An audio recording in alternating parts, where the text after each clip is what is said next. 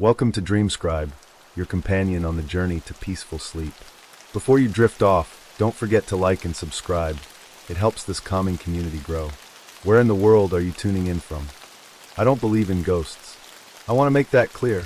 I've always been the kind of person who looks for logical explanations, the type to scoff at horror movies and ghost hunting shows. But after what happened at that RV park, I don't know what to believe anymore. I was on a cross-country trip, traveling alone. My plan was simple: drive through small towns, avoid crowded campgrounds, and spend my nights parked somewhere quiet, somewhere peaceful. That's how I found Red Hollow Campground. It wasn't on any of my maps, just a sign I caught in my peripheral vision off an old highway in the middle of nowhere. I was exhausted, the kind of tired that makes your eyelids feel like lead, so I didn't think twice about pulling in. The place wasn't abandoned, but it wasn't exactly lively either. There were maybe 4 or 5 other RVs parked around the lot, all of them eerily silent. The office was a small wooden building with a flickering neon vacancy, sign that buzzed faintly in the cool night air. The only person I saw was the campground manager, a gaunt man with deep-set eyes who barely spoke as he handed me a slip for a parking spot. His hands were dry and pale like paper. The spot he assigned me was near the far end of the lot, next to an old wooden fence. Beyond that, nothing but dark trees stretching out into the night. Something about it unsettled me, but I chalked it up to exhaustion. I parked, locked my doors, and made a quick meal in the small kitchenette. The RV was warm, cozy even. The hum of the refrigerator, the dim glow of my reading lamp. It felt safe. Until I heard it, a whisper. It was faint, barely there, but unmistakable. A soft, breathy sound seeping from the vents above the stove. At first, I thought it was the wind. The trees outside were still, unmoving, but maybe the vents were catching some stray draft. I stood on my toes and pressed my ear against the vent cover. Nothing. I laughed at myself for even checking, turned off the light, and climbed into bed. But as I lay there, staring at the ceiling, the whispering started again. It was clearer this time, a rhythmic sound, almost like conversation. I sat up, heart pounding in my chest, and strained to listen. The words were muffled, but they were words. Someone, or something, was speaking in the vents. I turned on every light in the RV and grabbed a flashlight. The vent over the stove was too small for anything bigger than a rat to crawl through, and there was no sign of an animal. The air conditioner wasn't even running. I shook my head. Maybe I was just tired, imagining things. But even as I told myself that, I couldn't bring myself to turn the lights off again. I must have dozed off at some point, because I woke to the sound of my own name. A whisper. From the vent. "Come closer." I sat up so fast I nearly fell out of bed. My breath caught in my throat as I stared at the vent near the ceiling. The room was too quiet, the kind of silence that presses against your ears, making even the faintest noise seem impossibly loud. I grabbed my phone and opened the voice recorder app. If I was losing my mind, I wanted proof. I crept toward the vent, phone trembling in my hand. The whispering stopped the second I reached up to press record. I stood there, waiting, barely breathing. Nothing. I played back the recording. Silence. No whispering, no voices, just the faint hum of my own nervous breathing. I swallowed hard, feeling the weight of unease settle deep in my gut. Something wasn't right. I double-checked the door locks. Secure. Every window closed. I even pulled open a few of the lower vent covers, shining my flashlight inside. Just empty, dark tunnels leading through the walls of the RV. But as I crawled into bed again, a sickening realization hit me. The whispering had only started when the lights were off. I left the lights on that night. Even as exhaustion pulled at my limbs, I couldn't bring myself to let the darkness settle around me. Sometime past 3 a.m., I must have drifted off because I woke up to the sound of a door creaking open. My heart stopped. My breath caught in my throat as I forced myself to stay still, listening. The RV door was locked. I knew it was locked, but something was inside with me. A faint, raspy inhale, like someone trying not to breathe too loudly. Goosebumps prickled along my arms as I slowly reached for my phone, my fingers stiff with fear. I turned my head just enough to glance toward the vent. There was a shadow inside it. No, not a shadow, a shape. Just beyond the slats of the metal cover, something was moving, shifting like it was adjusting itself to watch me better. My chest tightened, my pulse hammering in my ears. I fought the overwhelming urge to run, to move, to scream. Then, in the silence, a whisper drifted from the vent. "Are you awake?" I couldn't breathe. Every nerve in my body screamed to not answer. I clenched my teeth, fists gripping the sheets so tightly I thought my nails would break through my skin. The air in the RV felt wrong. Heavy. Suffocating. The whisper came again. Closer this time. Come closer. Something shifted behind the vent, and for a split second I saw it. A pale eye staring back at me. My mind blanked in terror, and before I could stop myself, I scrambled out of bed, knocking over the lamp as I lunged for the door. My hands fumbled with the lock, slick with sweat, fingers shaking so badly I could barely twist the knob. A metallic clatter echoed behind me, the vent cover falling to the floor. I didn't look back. I threw the door open and ran. The cold night air slapped me awake as I sprinted across the gravel lot. The other RVs were dark and silent, no signs of movement inside. The office was closed, no lights on. I turned back toward my RV, my breath coming in ragged gasps. The vent was open, and something was crawling out of it. I ran. I don't remember getting into my truck, don't remember starting the engine. I just remember speeding out of that campground, my headlights cutting through the endless darkness of the road ahead. I drove for miles, heart pounding, checking my rearview mirror every few seconds, expecting to see something. But there was nothing. By the time dawn broke, I pulled into the nearest gas station and sat there, gripping the wheel so tightly my knuckles were white. My body ached, my head throbbed, and my mind screamed at me to make sense of what happened. Finally, after sitting there for nearly an hour, I worked up the courage to check my phone. The recording app was still open. I hit play, expecting silence, expecting proof that I had imagined everything. Instead, I heard a voice. My voice. Are you awake? My stomach dropped. I don't remember saying that. The whisper came next. The one from the vent. Come closer. And then, the sound of something breathing. I threw my phone across the truck. My hands were shaking. My body was ice cold. I don't know what was in that vent. I don't know what it wanted. But I do know one thing. I'm never sleeping in an RV again. For the first few nights after hearing the whisper, I told myself it was my imagination. Or maybe the wind. That's what we do when something doesn't fit into the world we know. We rationalize it, shove it into a neat little box labeled explainable. But the problem was I couldn't explain it, and the more I tried to, the worse it got. First attempt at rationalizing. The next night, as I settled into bed, the RV felt eerily silent. Too silent. My ears strained for something, anything, but all I could hear was the occasional rustling of tree branches outside. It wasn't windy. That alone unsettled me. Then, just as I started to drift off, come closer. The whisper. This time, it was softer, almost like a breath against the inside of the vent. My body stiffened, and I held my breath, waiting. Nothing else came. I forced a chuckle, though it sounded weak. Okay, clearly I'm just hearing things, I muttered, trying to push away the chill that crawled up my spine. Maybe air was moving through the vents in a weird way. Maybe I was just overtired. I got up, grabbed my flashlight, and shined it directly into the vent. The slats of metal reflected the beam back at me, revealing nothing but dust. I ran a hand over them, solid, unmoving. Just an old vent in an old RV. But as I turned away, a soft tick-tick-tick sound followed, like fingernails dragging against the inside of the metal. I whipped back around.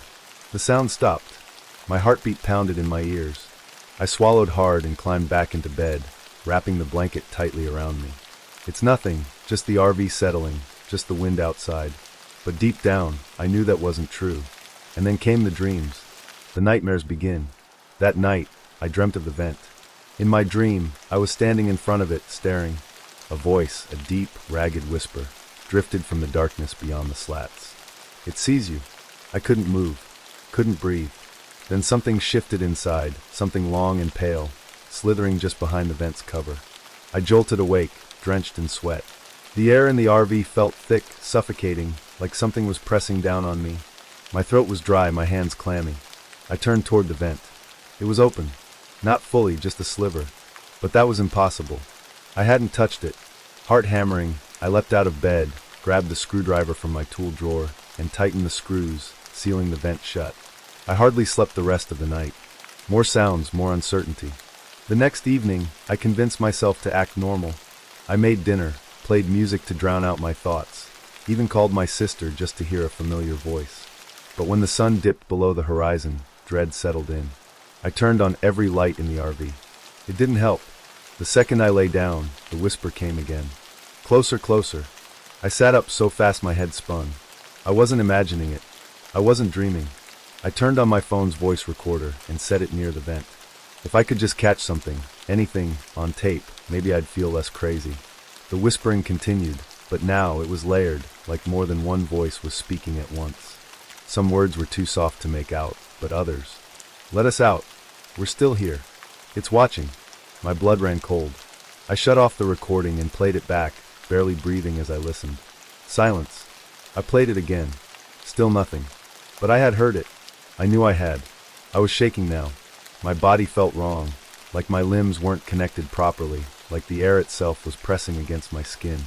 I grabbed my keys and stumbled outside, desperate for fresh air. The RV park seems different. Outside, the night was still, but the RV park felt off. The street lights lining the lot flickered faintly, casting long, distorted shadows. A few other campers had their porch lights on, but I didn't see a single person. And then I noticed something else. All the other RVs had their vents closed. Not just closed, sealed. Duct tape, plastic coverings, even nailed in boards. A lump formed in my throat. I approached a nearby camper, an older model with a faded blue stripe along its side. I knocked on the door. No answer. I knocked again, louder. The door creaked open an inch, just enough for me to see inside. Darkness. No furniture. No belongings. Just emptiness. I staggered back. This RV had been occupied just yesterday.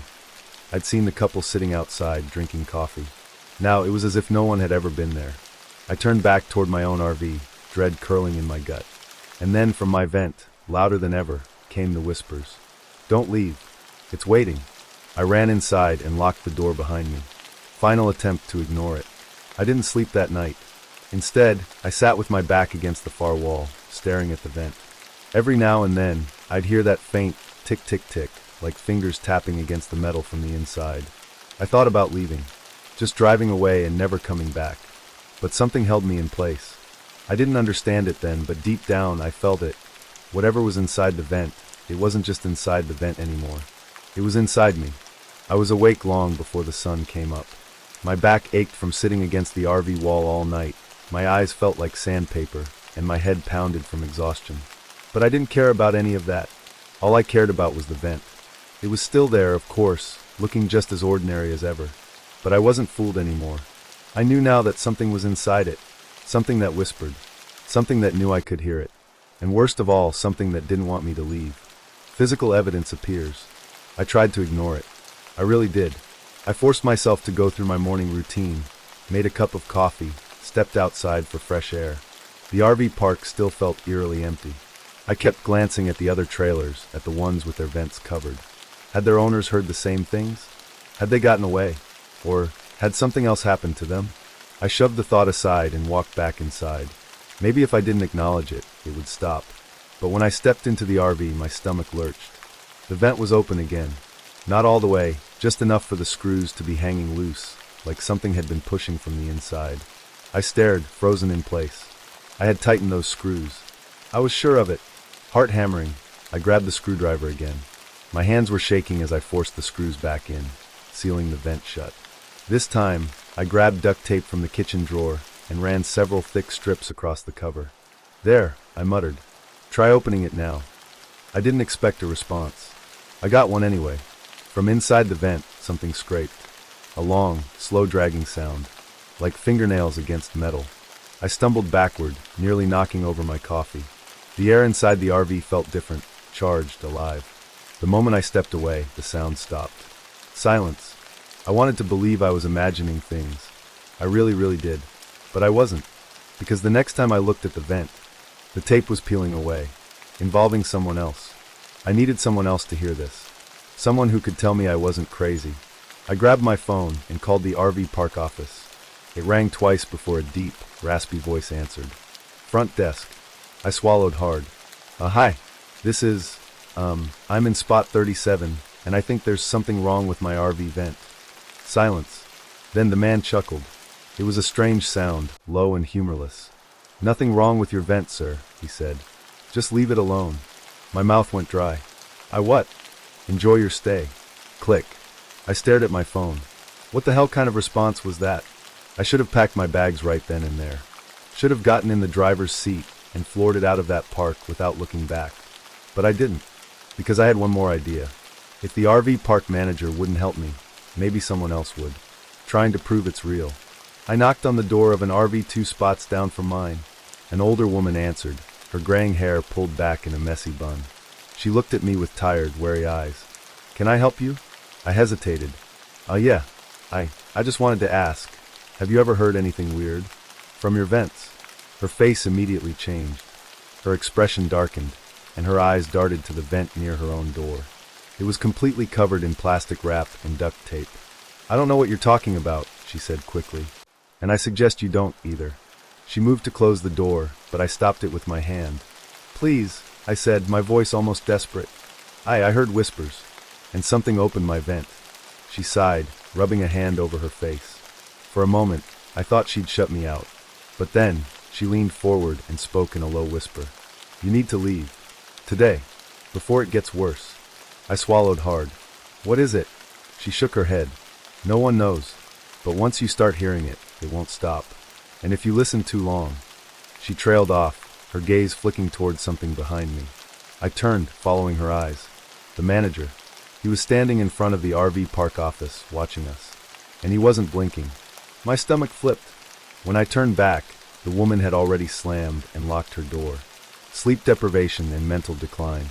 That night, I did everything I could to ignore the vent. I played loud music. I kept the TV on. I even left the faucet running just to drown out any possible noise. It didn't work, because the moment I closed my eyes, you sealed us in. I jumped up, heart pounding. No. You shouldn't have done that." The voice was angrier now. The lights flickered. A deep chill swept through the RV, making my breath come out in foggy puffs. Then the whisper changed. It wasn't coming from the vent anymore. It was behind me. I turned slowly, every nerve in my body screaming. The bathroom door was open, and inside, the vent cover was completely gone. My blood ran cold. The vent in the bathroom had never even been loose before. And now, it was wide open. Something moved inside it, a shadowy shape, shifting deeper into the dark. "You let us out." The whisper was right next to my ear. I ran. I didn't even grab my bag. I just bolted for the door, fumbling with the lock, throwing it open, and sprinting outside. I didn't stop running until I reached the park entrance. Then I looked back. Every single light inside my RV had gone out. But the whispers? They were still there, louder than ever. I didn't stop running until my lungs burned and my legs ached. The RV park's dimly lit entrance stretched out in front of me, empty and silent. I turned, breath hitching in my throat as I scanned the lot. My RV sat there, completely dark. But inside, the whispers still hissed. It was no longer just a faint murmur. Now it sounded like a dozen voices speaking at once, tangled together, layering over each other like a broken radio signal. I knew I should have left. Should have jumped in the driver's seat and floored it until I was miles away. But something kept me frozen in place. Because no matter how hard I tried to fight it, I needed to know. The last attempt to fight back. I fumbled for my phone, my fingers ice cold. I had one last plan. If no one else would help me, I'd get proof. I turned on my voice recorder and took a shaky step toward the RV. The whispers hadn't stopped. They slithered through the air, curling around my ears. "He's coming back. We see you. Let us in." I swallowed hard. My mind screamed at me to turn around. Instead, I reached the door and stepped inside. The moment I crossed the threshold, every hair on my body stood on end. The air felt thicker, heavier, the kind of suffocating weight you feel when something isn't right. The whispers stopped. Dead silence. That was worse. The lights didn't flicker this time. The air didn't chill. It was just quiet. And that's when I saw it. The vent cover was completely gone. Not just the one in the bathroom. All of them. My stomach dropped. I took a step forward, my foot landing on something, small metal. A screw. And then I saw them, scattered across the floor. The screws from every single vent. My vision blurred with panic. My hands trembled as I lifted my phone to the nearest vent. The recording was still running. I leaned in, heart pounding. Silence. Then, a breath. Long, ragged. Too close. Then the whispers rushed back. But this time, they weren't coming from the vent. They were right behind me. The entity fully manifests. I spun around, breath catching in my throat. The bathroom door was wide open, and something was crawling out of the vent. A shape, twisted and wrong. Long, bony fingers gripped the edge of the vent opening. Its arms were too thin, its shoulders hunched as it pulled itself through the gap. My breath turned to ice. It had no eyes, just a stretched, grinning mouth. The skin was dark, almost charred, like it had been burned. It twisted its head unnaturally, sniffing the air. It knew I was there. My body screamed at me to move, but I was paralyzed. It dragged itself further, emerging completely. Its body was long and contorted, its limbs bending at impossible angles. And then, it spoke. You left the door open. It wasn't whispering anymore. It was inside the RV, and it was smiling. The desperate escape attempt. Panic surged through my chest. I lunged for the door, nearly tripping over myself. But the moment my hand hit the handle, slam, the door shut on its own. I wrenched at the lock, but it wouldn't budge. Behind me, the thing moved. It didn't walk. It crawled. The sound of its body dragging against the floor made my stomach turn. My breath came in ragged gasps. I had one chance. I grabbed the nearest thing I could, a heavy flashlight, and swung it toward the creature. The beam of light hit it square in the face. For the first time, it stopped. It hissed, recoiling, its skin boiling under the glow. The whispers screeched, overlapping in agony. Light. That was it. I reached into the drawer, yanking out my emergency flare. The creature lunged. I twisted the cap, the flare igniting in a burst of red light. The moment it flared up, the whispers exploded into screams. The entity shrank back, twisting, writhing, its body folding in on itself as if trying to escape the light. It rushed back toward the vent, dragging itself inside with unnatural speed. I didn't wait to see what happened next. I grabbed the door handle one more time, and this time it opened. I ran. I didn't stop until I was in my car, throwing it into reverse, tires skidding against the pavement as I sped out of that RV park. Final unsettling moment. I didn't breathe properly until I was miles away. The road stretched in front of me, empty, the RV park vanishing into the dark. My hands were still shaking, the voice recording. I fumbled for my phone, heart pounding. If I had proof, asterisk asterisk, if I had caught the whispers on tape, asterisk asterisk, then I'd know I wasn't crazy. I hit play. For a long moment, there was only silence. Then, a single, familiar whisper. We'll find you again. And then, the sound of something breathing. The recording cut off. I nearly threw my phone out the window. Instead, I pressed my foot harder on the gas pedal. I didn't stop driving until the sun came up. And even then, I never looked back. 5. Open-ended or psychological horror conclusion, 2,000 words. Escape doesn't mean it's over. I drove for hours without stopping.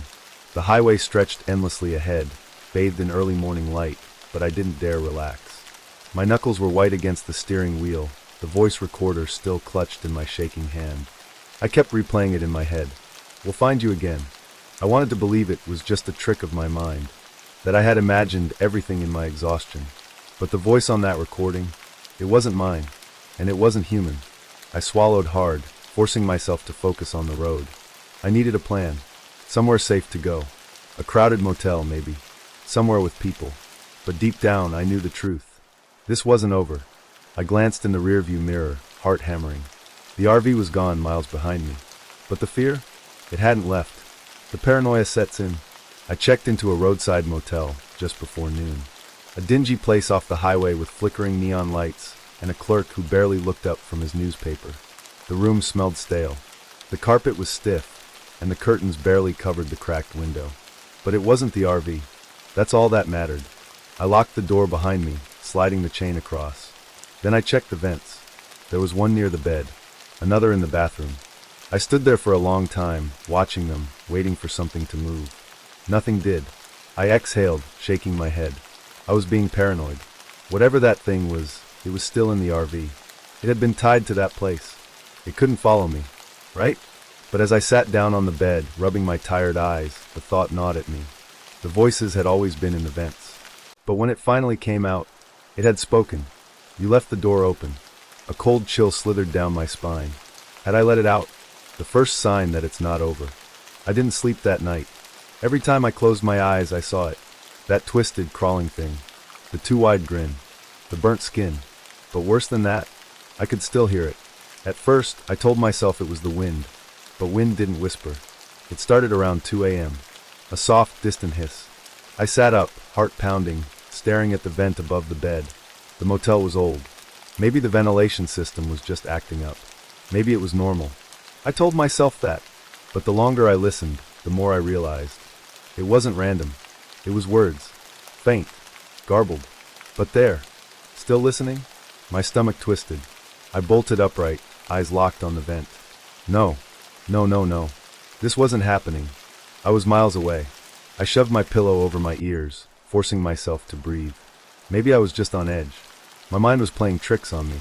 But then, tap, tap, tap. My breath froze. The sound was coming from inside the vent. I grabbed my bag and ran. Desperate attempts to escape. I didn't even check out. I just got in my car and sped away, not caring where I was going. I ended up at a diner down the road, sipping a cup of coffee with shaking hands. I needed to tell someone. The waitress refilled my cup, eyeing me. "You okay, hun?" I almost laughed. No, I wasn't okay. I opened my mouth, about to say something, anything, when I caught sight of the old radio behind the counter. Static crackled softly from the speaker. The station was slightly off frequency. And then, a whisper. My stomach flipped. I grabbed my coffee and left without another word. The final unsettling proof. I found another motel. Paid in cash. This time, I stuffed towels over the vents, blocking them completely. And for the first time in days, I tried to sleep. But my phone buzzed. A notification. I frowned, grabbing it. My hands trembled as I saw the screen. The voice recorder app was open. I hadn't touched it, and there was a new recording, with a timestamp from 3:13 a.m. My stomach dropped. I hit play. For a long moment, there was nothing. Just dead silence. Then, a breath. Slow. Ragged. Too close. Then a voice. Not a whisper this time. It was clear, and it said my name. The recording cut off. I stared at my phone, my whole body numb. I hadn't imagined it. I hadn't escaped. It had followed me. And now, it knew my name. Final moment. The unresolved ending. I don't know what to do anymore. I keep moving, never staying in one place too long. Motels. Campgrounds. Anywhere but home. Because I know what happens when I stop. Every night, without fail, I hear it. The whispers in the vents. And each night, they get louder. I don't know how this will end. Maybe it never will. Maybe I made a mistake the moment I listened. Maybe I let it out. Or maybe it was never in the vents. Maybe it was always in me. Next story is, I never planned on buying an RV. I wasn't a road trip kind of guy. I didn't dream about wide open highways or cross-country adventures. But when I saw the listing, a 2005 Fleetwood Bounder in great condition, for an unbelievably low price, I felt a pull. Something about it made me stop scrolling. Maybe it was curiosity. Maybe it was impulse. Or maybe it was something else entirely. The perfect deal that shouldn't exist. The ad was short, almost vague. Fleetwood Bounder 2005, excellent condition. Needs to go ASAP. $3,000 OBO. $3,000? For an RV? I knew nothing about them, but even I understood that was suspiciously low. I clicked the photos. The interior was clean, worn but well maintained. It had everything, a kitchenette, a sleeping area, a small bathroom. It looked normal. I checked the seller's name. No profile picture. No additional listings. Just a username, Highway 13 Lost. That should have been a red flag. But instead of closing the page, I sent a message. "Hey, is this still available?" A reply came almost immediately. "Yes. Can meet today. Cash only." Another red flag. No negotiation, no back and forth. Just urgency. Still, I felt drawn to it. Why the hell not? I muttered, grabbing my keys. The seller who didn't stick around. The location he sent was off a rural back road. Not a dealership, not even a residential neighborhood. Just an empty gas station parking lot surrounded by trees. By the time I arrived, the sun was dipping below the tree line, stretching long shadows across the pavement. The RV was already parked there, looking exactly like the photos. But there was no seller in sight. I parked beside it, scanning the lot. No other vehicles. No movement. Then, out of nowhere, a man emerged from behind the RV. He was tall, too thin, with a gaunt face and hollow eyes. His clothes looked unwashed, like he'd been on the road for too long. "You the guy?" he asked, voice flat. I hesitated. Yeah. You the owner?" A strange pause. Then, for now. His eyes darted to the RV. "It runs fine. No issues. Just take it." I frowned. "Wait, don't you want to show me? Keys are in the ignition." His fingers twitched. "Papers are in the glove box." Something about him put me on edge. He was too eager to be rid of it. Why are you selling it so cheap? He let out a dry, humorless chuckle. Doesn't matter. Once it's yours, it's yours. Another pause. His lips parted slightly, as if he wanted to say something else, but he didn't. Instead, he stepped backward, and then he turned and walked away. Not toward another car, not toward a building, just into the woods. I watched his thin silhouette vanish between the trees, waiting for him to turn around, to say something. But he didn't. He was just gone. I stood there, heart pounding, staring after him. Something felt wrong. I should have left right then. Instead, I opened the RV door. The first uneasy feeling. The air inside was stale, thick with the scent of dust and something faintly metallic. I stepped in cautiously. The floor creaked under my weight. Everything looked ordinary. The small kitchenette had a coffee mug left in the sink. The couch cushions were slightly sunken, like someone had just been sitting there. But the moment I set foot inside, an uneasy feeling settled in my stomach, like I was being watched. I shook it off. Nerves. Just my brain reacting to how weird this whole deal was. I checked the glove box. Sure enough, the title was there. Signed, dated. A bill of sale. Everything looked legit. I exhaled. Maybe I was overthinking it. I turned the key. The engine roared to life without hesitation. No sputtering, no weird noises. It ran perfectly. I should have felt relieved. Instead, I felt like I'd just sealed something in place. The first sign of something wrong. The drive home was uneventful. The RV handled smoothly. No mechanical issues. If anything, it ran too perfectly for something so old. It wasn't until I pulled into my driveway that I noticed something off. The odometer. I could have sworn the ad listed it at 132,000 miles. But now, 88,888. The repetition of the number sent an uncomfortable shiver through me. I tried to shake it off. Maybe I'd misread the listing. Still, something gnawed at me. I checked the back of the title. The seller's name was scrawled there in messy ink, Daniel Holt. For some reason, I thought about the way he'd walked away, not looking back. I pulled out my phone and searched the name. No results. I frowned, trying reverse image search on the ad's photos. Nothing. No previous listings. No records of this RV ever being sold before. A new thought crept in. Did I just buy something that doesn't exist? The first night, the door wasn't locked. I tried to shake it off. It was just a weird deal, nothing more. I had the papers. I had the keys. It was mine now. That night, I woke up around 2 a.m. Something felt off. I couldn't place it at first, just a deep, instinctual unease. Then I heard it. Creak. A soft, subtle shift of weight on the RV's floor. My stomach tightened. I hadn't locked the RV door before bed, had I? I sat up, heart hammering, and reached for my phone. The screen lit up, no notifications, no missed calls. I forced myself to move, to go check. I stepped outside, the night air thick and heavy. The RV door was wide open. Not just unlocked. Open. A chill ran down my spine. I grabbed a flashlight and stepped closer, shining it inside. Nothing. Just the same empty interior, dimly lit by the streetlights. But the scent inside had changed. That faint metallic tang was stronger now. I swallowed hard and backed away, closing the door firmly. This time I locked it. I told myself I'd just forgotten to lock it before. But deep down, I knew that wasn't true. Because as I turned to head back inside, I noticed something new. The driver's seatbelt was latched, like someone had just been sitting there. And in the dust on the windshield, there was a new handprint. A handprint too large to be my own. The unshakable feeling of being watched. I barely slept after finding the handprint on the windshield. Every time I closed my eyes, I pictured it, too large, slightly smudged, pressed against the glass like something had been staring out at me. I tried to reason with myself. Maybe it had been there all along. Maybe I just hadn't noticed it before. And yet, the thought sat uncomfortably in the back of my mind. By morning, I forced myself to check the RV again. Daylight made things feel safer, more manageable. I told myself that whatever happened last night was in my head. But as soon as I stepped inside, I knew something was wrong. The air inside was different.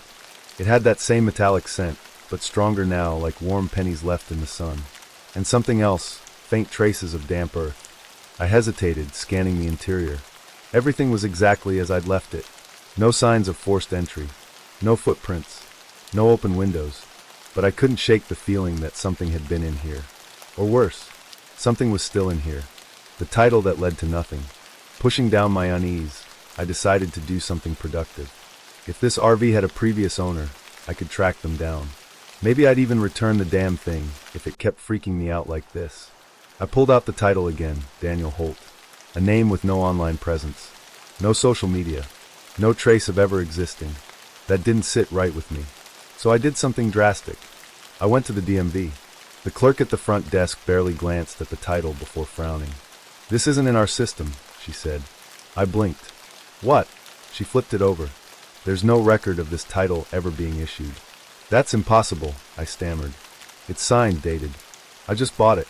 She gave me a wary look. "From who?" I hesitated. Saying, "A man who walked into the woods and never looked back," sounded insane. "I don't know," I admitted. "He gave me this and the keys and left." Her frown deepened. "Sir, this isn't a legal sale." She tapped the paper. "This title is a copy, not the original." That didn't make sense. It looked real, felt real. She sighed and typed something into her computer. "What's the VIN number?" I read it off to her. She hit enter, then froze. For a long moment, she just stared at the screen. "What?" I pressed. "What is it?" She swallowed. "This RV," she trailed off, lowering her voice. "It was reported stolen." A chill went through me. "When?" She turned the screen slightly, letting me see. 2011. 14 years ago. And the owner? Daniel Holt. Missing for 14 years. My mouth felt dry. Did they find him? The woman hesitated, like she wasn't sure if she should tell me. Then she sighed and clicked a link. A news article popped up. "Local man missing. Last seen leaving RV park." I scanned the text. Daniel Holt had vanished without a trace. He was a traveling mechanic, known for taking odd jobs in remote areas. One night, he'd been seen leaving an RV park near Highway 13. His RV was never found. Until now. I gripped the counter, stomach twisting. 14 years. Had the RV just been out there somewhere? Sitting abandoned? Stolen and passed around? Or worse, had someone been driving it this whole time? The DMV clerk looked uneasy. "I can report this if you want. They might want to reopen the case." I should have said yes. I should have walked away. Instead, I shook my head. "No," I said quietly. "I need to figure this out myself." The dashboard message. By the time I got back to my house, the sun was already dipping below the trees. My hands were shaking as I unlocked the RV door. I stepped inside. The metallic scent was stronger than ever. It coated the back of my throat. I moved toward the driver's seat, gripping the steering wheel, trying to think. None of this made sense. Then I noticed something on the dashboard. Something that hadn't been there before. A sticky note. My breath caught as I read the message. "Don't sleep here." The handwriting was shaky, hurried. I swallowed hard, pulse hammering. I hadn't put this here. Had it been there before? Had I just missed it? Or had someone left it for me? I felt a sudden, overwhelming urge to leave. I practically ran out of the RV, locking the door behind me. That night, I couldn't sleep, because somewhere outside, parked in my driveway, that RV sat in the dark. And for the first time, I wasn't sure if it was really empty. The voices in the night. The next few days were worse. Every night, I woke up to sounds. At first, I thought it was the wind, but as the hours crept by, the noises grew more distinct. A low hum, like an engine idling. Except the keys were in my house. Then footsteps. Not heavy, definite footsteps, but soft, shifting weight, like someone moving slowly, carefully, inside the RV. I checked every time. The doors were still locked, but that smell lingered in the air. Stronger now, like something old, something decayed. Then came the whispering. The first time I heard it, I froze. It was faint, just beyond the range of clarity, but I knew deep in my bones that it was coming from inside the RV. I sat in bed, holding my breath, straining to hear. It wasn't one voice. It was several, murmuring, muttering.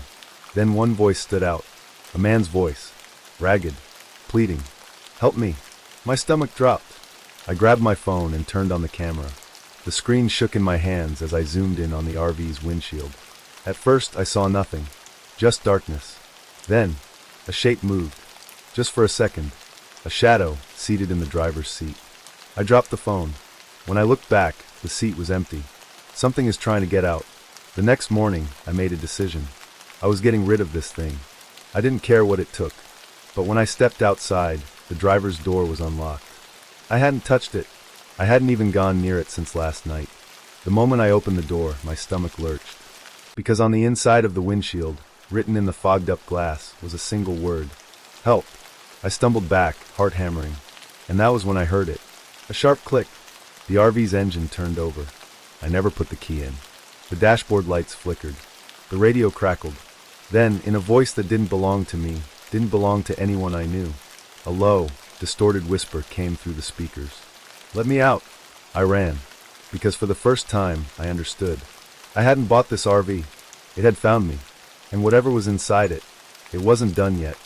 The locked door that wouldn't stay locked. I refused to touch the RV for the rest of the day. I stayed inside, pacing, trying to come up with an explanation. Maybe it was an electrical issue. Maybe the whispers, the shadows. Maybe it was my imagination. I didn't believe that. Not really.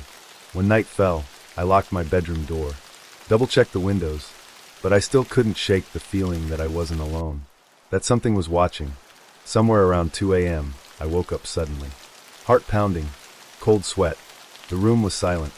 Then I heard it. Click. My breath caught. That was my front door. It had just unlocked. I shot up in bed, heart hammering. I knew I locked it. I knew I did. I held my breath, listening. Silence. Then, another click. The RV door. I grabbed my phone and opened the camera app. I barely had the nerve to look, but I forced myself. The RV sat in my driveway. Still. Silent. Then through the lens I saw it. The driver's side door swung open. Slowly. Deliberately. I gasped, nearly dropping the phone. I couldn't move. Couldn't breathe. And then, a single footprint appeared in the dirt beneath the open door. Just one. Then another. Something was stepping out. I shut off my phone. Pulled the covers over my head like a child. I stayed like that until morning. The video that shouldn't exist. At sunrise, I forced myself to check my phone. The camera app was still open. And worse, it was still recording. My stomach turned as I hit play. At first, there was nothing but darkness and the occasional flicker of the streetlight outside. Then, at 3 minutes and 46 seconds in, the RV's interior light snapped on. I sucked in a breath. I never turned it on. And then, a shadow moved inside. Something in the driver's seat. I squinted. Tried to make it out. The figure didn't move. Just sat there, staring straight ahead. Then, it turned its head. I barely bit back a scream. The screen glitched. Warped. For a single, horrible second, I could see a face. Too dark, too hollow. A mouth that didn't belong. Then, static. The video ended. I almost dropped my phone. What the hell had I recorded? Trapped inside the RV. I should have left. But something drew me back to the RV. Like an itch I couldn't scratch. I needed to see it in the daylight. Needed to prove to myself that it wasn't what I thought it was. I stepped inside.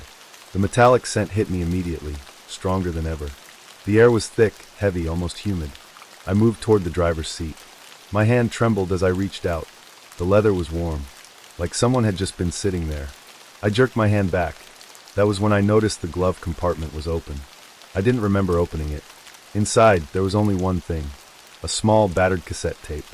My breath hitched. It was labeled in shaky handwriting, "Last Drive." I swallowed hard. I didn't own a cassette player, but this RV did. Slowly, I slid the tape into the player on the dashboard. A word clicked. Then, a voice. Weak. Trembling. If you're hearing this, it's too late. Chills crawled up my spine. The voice rasped, desperate.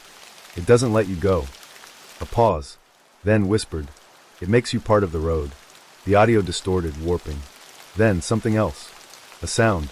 At first, I thought it was static. But as it grew louder, I realized. It was screaming. Loud. Endless. And it wasn't just one voice. It was many. Layered on top of each other, as if they were inside the tape itself. I couldn't take it anymore. I ripped the cassette out. The screaming didn't stop. I spun around. The back of the RV was different. Longer. The walls seemed to stretch, bend inward. The cabinets breathing. The floor rippled beneath my feet. And the smell, the sickly metallic stench of something rotting, was overpowering. Then, from the farthest corner, I heard it. A creaking sound, like someone shifting their weight. I wasn't alone. The air went ice cold. And in the dim reflection of the microwave door, I saw it. A figure. Standing just behind me. The RV won't let me leave. I ran. Burst through the door, nearly tripping over the steps. I sprinted toward my house, fumbling for my keys, my hands shaking. I made it inside. slammed the door, locked it. I stood there panting, heart slamming against my ribs. Outside, the RV sat still in the driveway, like it had never moved, like it had never tried to keep me inside. I swallowed hard. I needed to get rid of it. Now. I grabbed my phone, my hands trembling as I dialed the number of the tow company. It rang. Then static. Not silence. Static. The same sound from the tape. I yanked the phone away from my ear. My heart was racing. I hit redial. This time the call went through. A gruff voice answered. "Yeah, I need a tow," I said, my voice shaking. Immediately, there was a long pause. Then, "What kind of vehicle?" I swallowed. "An RV." Another pause. "What model?" I hesitated, glanced outside at the RV, but something was wrong. The license plate was gone. I swore it had been there yesterday. I don't know," I admitted. The tow truck driver sighed. "I can't help you unless you know the make and model, bud." My throat tightened. "I just need it gone. Please." Another silence. Then the driver said something that made my blood run cold. "Listen," he muttered. "If it's the one I'm thinking of, don't bother." I froze. "What?" A long exhale. "That RV doesn't go anywhere unless it wants to." Then click. He hung up. I stood there, phone still pressed to my ear, staring at the RV. And that's when I saw it. The driver's seat wasn't empty anymore. A shape sat there, motionless, watching. The sky darkened, and deep inside my chest, I knew. I was never getting rid of it, because it wasn't mine to sell. It wants to move. I didn't sleep. Couldn't. I sat in my living room, every light in the house on, staring out the window at the RV in my driveway. It hadn't moved, but I knew it wanted to. I could feel it, like the hum of an idling engine, waiting for a driver. Waiting for me. At some point, exhaustion took over. My eyelids grew heavy, my body sinking into the couch. And that's when I heard it. A voice. Right outside my window. I bolted upright, my heart hammering. The curtains were closed, but I could see the faintest movement behind them. A shadow. I reached for my phone, hands shaking. Checked the time. 4:44 a.m. I turned on the camera and slowly, painfully slowly, lifted the phone toward the window. The screen showed nothing but darkness. I exhaled. Maybe I imagined. Then the screen glitched. Just for a second. And in that split moment, I saw it. A face. Mouth too wide. Hollow black eyes. Staring directly at me. I dropped the phone. The room plunged into silence. Then, the sound of the RV door creaking open. A drive I never took. I don't remember standing. I don't remember crossing the room. But suddenly I was outside. The air was thick, heavy with humidity. And the RV's door was open, inviting me inside. I don't want to go, but my feet move anyway. One step up. Another. I'm inside. The smell hits me first. Not just the sharp, metallic scent of rust and rot, but something deeper. Something that smells like the past. Like an abandoned place where time has no meaning. I look around. The RV is different. The seats are cracked. The ceiling sags. The floor is stained dark. I swallow hard. My fingers tremble as I reach for the keys in the ignition. They're already there, waiting. I don't want to turn them, but my hand moves anyway. The engine roars to life. Outside, the world shifts. The streetlights flicker. The houses bend, distort, like reflections on the surface of a rippling lake. And then, without touching the wheel, the RV moves. The road that shouldn't exist. I don't remember pulling out of the driveway. I don't remember turning onto the road. But suddenly I'm driving. Down a stretch of highway I don't recognize. The road is endless. Empty. There are no street signs. No mile markers. Just the dark pavement stretching on, like a ribbon unraveling into nowhere. I glance in the rearview mirror. My house is gone. There's nothing behind me but darkness. My pulse pounds in my ears. I grip the wheel, knuckles white. This isn't real, I whisper. But the road doesn't care. It keeps going. And then, I see the first sign. A weathered, cracked billboard on the side of the road. There's no company logo. No advertisement. Just 4 words, painted in jagged, uneven letters. You've been here before. A chill grips my spine. I press the brakes. The pedal sinks under my foot, but the RV doesn't slow. I can't stop. I grip the wheel, heart slamming against my ribs. I glance at the fuel gauge. The tank is full. Completely full. But I don't remember filling it. I don't even remember buying gas. I just keep driving. Like I've been driving forever. Passengers that were never there. The air inside the RV grows thick, suffocating. I grip the wheel tighter, my breath coming in quick gasps. Then, from the corner of my eye, a flash of movement. My hands go cold. I don't want to look, but I do. The rearview mirror reflects the inside of the RV. The back seats, the cabinets, the small, cramped space behind me. And there, sitting in the passenger seat, is a man, gray skin, hollow, sunken eyes. His hands rest on his lap, fingers stained dark. His lips move, but his voice doesn't come from his mouth. It comes from the radio, a static-filled, distant whisper. Where are we going? I slam my foot on the brakes. Nothing. I yank the wheel. The RV doesn't turn. The road stretches on, endless, unchanged. Then the man smiles. His teeth are wrong. Too many. Too sharp. The radio crackles again. You know this road. I shake my head, panic rising in my chest. No, I whisper. His head tilts. You've driven it before. The ending that never ends. I don't remember how long I drive. Minutes. Hours. Days. I don't know if time even works here. The road doesn't change. The gas tank stays full. And every time I look in the mirror, there are more of them. Silent passengers. Filling the seats. Filling the RV. I don't recognize their faces. But somewhere, deep inside me, I do. I know them. Because I was one of them once. Because I never bought this RV. I've always been in it. I just forgot. And now, I remember. I let go of the wheel. Outside, the darkness stretches forever. I smile. And drive. A drive with no destination. I don't know how long I've been driving. The road never changes. There are no turns, no exits. Just the infinite highway stretching ahead and the shadows sitting behind me. The passengers, they never speak. Not out loud anyway. But I hear them. Their voices come through the radio, hidden between layers of static. Some whisper my name. Some repeat the same words over and over. You've been here before. I try to ignore them. Try to tell myself this isn't real. But how long can you deny reality when it's the only thing that exists? The missing town. Eventually something changes. A town appears on the horizon. Small. Isolated. Familiar. My chest tightens. I recognize it. I've driven through it before. Or maybe, I lived here. My hands shake on the wheel. I pull into the first gas station I see, the only one on the road. It looks abandoned. The sign above flickers weakly, barely holding on to life. Closed. I glance at the fuel gauge. It still says full. Of course it does. I step out of the RV anyway, my boots crunching against the cracked pavement.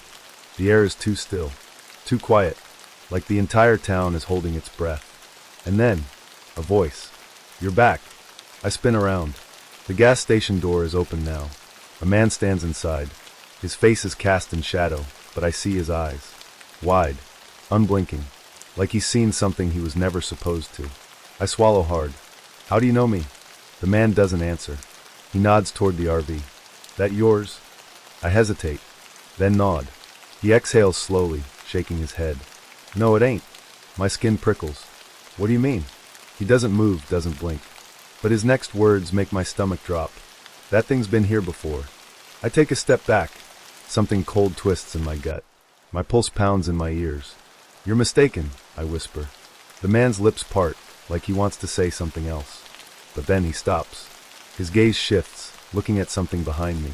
My reflection. The RV's windshield shows my silhouette standing outside. But there's something wrong.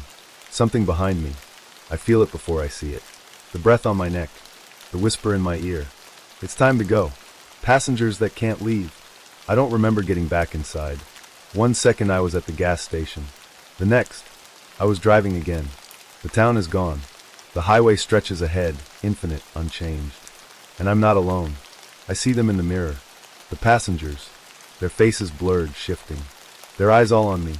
One of them sits in the passenger seat now. A woman. She doesn't speak. But when I turn my head, she's not there. She only exists in the mirror. A fragment. A ghost. And somehow, I know her. I don't know how. I don't know from where. But I do. Like a memory I can't quite reach. Like I've seen her before. Like I've seen all of them before. And suddenly I know the truth. The deal I never made. I never bought this RV. Not really. Because no one buys it. It finds you. It waits until you're at your most desperate. Until you need it. And then, it takes you. Takes you somewhere outside of time, outside of memory, where you drive forever, or at least until it finds someone new, and you become one of them, one of the passengers, trapped in the reflection, watching, waiting, for the next driver, for the next fool who thinks they bought an RV. The call that shouldn't exist. I don't know how long I sit there, how long I let the RV drive itself. But then, my phone rings. The screen is blank. No number, no name, just the ringing. I hesitate, then answer. At first, there's only static. Then a voice. Hello. My heart stops, because I know that voice. It's me, calling from somewhere else. Somewhere I don't remember. Somewhere I never escaped. I try to speak, but my throat is dry. And then, the voice on the other end whispers something that makes my entire world collapse. I bought the RV. And the line goes dead. Next story is, I never planned on buying an RV. It wasn't exactly a lifelong dream of mine to travel across the country in a house on wheels. But life has a funny way of shoving you in directions you never expected. I lost my apartment lease when the building got sold to some corporate real estate company. And with no savings and no family to fall back on, I had two choices. Couch surf until I overstayed my welcome, or find something cheap enough to live in. That's how I ended up buying the RV. It was old but in decent condition. A 1997 model with sun-faded paint, a couple of dents on the side, and a slightly musty smell, but otherwise livable. It was parked behind a used car lot on the edge of town, with a handwritten for sale sign taped to the windshield. The guy selling it was eager, too eager, to get rid of it. Cash only, he had said, refusing to look me in the eye. I bought it for a steal. No title, no records, just the keys and a handshake. I told myself I didn't care about the lack of paperwork. The thing ran fine, and at this point in my life, I just needed a place to sleep. I drove it straight to an RV park on the outskirts of town, the kind where people either stayed for a weekend or never left. I parked in a shaded spot beneath a row of tall, skeletal trees and started unpacking my things, feeling an odd sense of accomplishment. But that feeling faded fast. It started the first night. The inside of the RV had a strange energy, not terrifying, not oppressive, but off. It was subtle at first. The air felt heavier than I expected, almost like a room that had been shut for too long. The smell of old carpet cleaner mixed with something I couldn't quite place. I shrugged it off, figuring it was just a combination of age and the previous owner's poor housekeeping. I spent the evening trying to make the space feel like mine. String lights, a blanket thrown over the couch, a few books stacked on the little kitchenette table. By midnight, I had settled in, exhausted but content. That's when I noticed the stain. At first, I didn't think much of it. The carpet in the kitchenette area was an ugly brown shade, worn down from years of use, so the dark patch near the fridge barely caught my attention. It looked like an old spill, maybe coffee, maybe something else. I grabbed a rag and some cleaner from under the sink, crouched down, and scrubbed at it absent-mindedly. The stain barely faded. Annoying, but whatever. I went to bed. Something woke me up around 3 a.m. Not a noise, not exactly. More like a shift in the air. The RV felt colder than before, and there was a faint, almost imperceptible whispering sound. I sat up, my pulse quickening. I told myself it was just the wind. This was an old vehicle, after all. Probably bad insulation. I got up to get some water. That's when I noticed the stain again. It was darker, bigger. I knew that was impossible. I had scrubbed it hours ago, but now it looked fresh. Wet. A sharp, metallic smell filled my nostrils, and for a brief second, I thought of rust. Or blood. I backed away, heart pounding. It's just my imagination, I muttered under my breath. Just a trick of the light. But as I turned to head back to bed, I felt something cold against my foot. I looked down. My sock was wet. I stumbled backward, nearly tripping over myself as I grabbed my phone and turned on the flashlight. I aimed the light at the stain, expecting to see water. A leak, maybe. Some kind of plumbing issue. But it wasn't water. The stain had spread, and for the first time, I saw how deep the red really was. I barely slept that night. The next morning, the stain looked faded again, as if nothing had happened. I almost convinced myself that I had imagined it. Maybe I had been half asleep, dreaming, overreacting. Maybe it really was just an old stain. But when I stepped closer, I felt it again. The air around it was colder, heavier. I spent the morning scrubbing it with everything I had. Carpet cleaner, baking soda, vinegar. Nothing worked. The stain wouldn't go away. That's when I noticed something else. I lifted the corner of the carpet just to check underneath, and what I saw made my stomach drop. There was another layer of carpet beneath it, and beneath that, another. I peeled back the edge, my hands trembling. The stains went all the way down, and the lowest layer of carpet was soaked through. Still wet, still fresh, as if whatever had caused it had never stopped bleeding. Gradual suspense build up, 2,000 words. I should have left that morning. I should have packed my things, driven away, and never looked back. But logic has a way of failing when you're in the middle of something you can't explain. I wasn't ready to believe that a stain, a simple, annoying, stubborn stain, was something to be afraid of. Instead, I spent the entire day scrubbing the carpet again. The deeper I went, the worse it got. Layers upon layers of old, damp carpet peeled away beneath my hands. Each one had the same dark stain. Each layer smelled stronger, fouler, more metallic. By the time I hit the bottom layer, I was gagging. And then I made a mistake. I grabbed my knife and cut through the last layer. The moment the blade slid through the fabric, a wet, sucking sound filled the RV. Like something breaking the surface of a thick liquid. The air turned cold. A sharp, sickly sweet smell rushed up, making my stomach churn. I felt dampness against my fingers, not just carpet fibers, but something sticky, something wrong. I dropped the knife and scrambled back, my breath coming in short, panicked gasps. The cut I had made in the carpet was bleeding.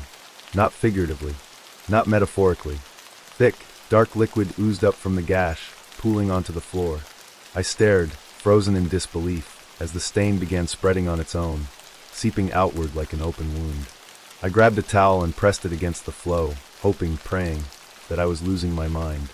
The towel soaked through instantly, and then before my eyes, the stain disappeared.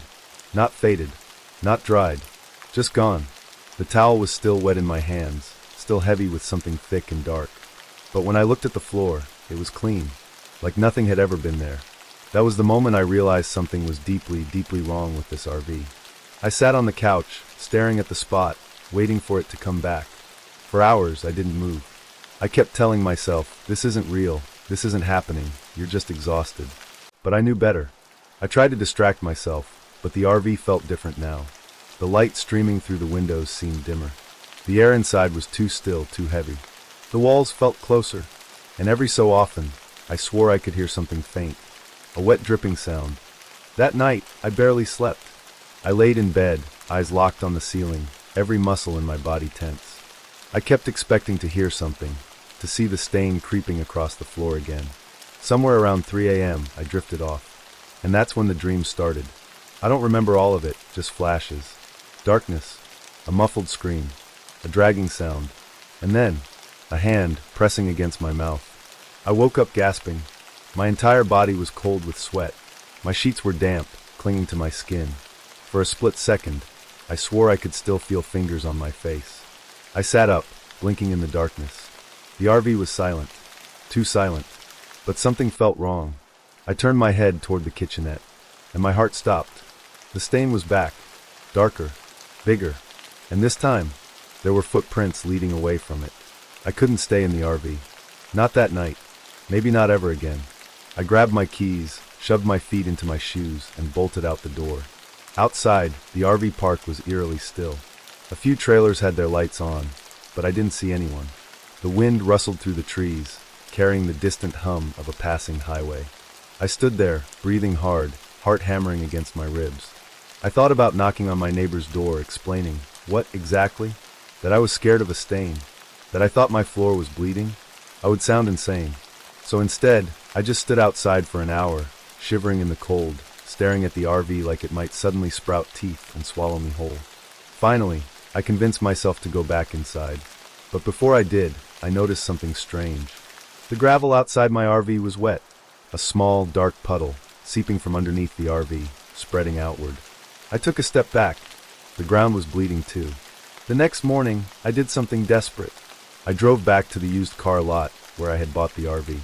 But when I got there, the lot was empty, completely abandoned. The building was boarded up. The pavement was cracked, weeds growing through the asphalt. I tried to tell myself I had made a mistake. Maybe I had turned onto the wrong street.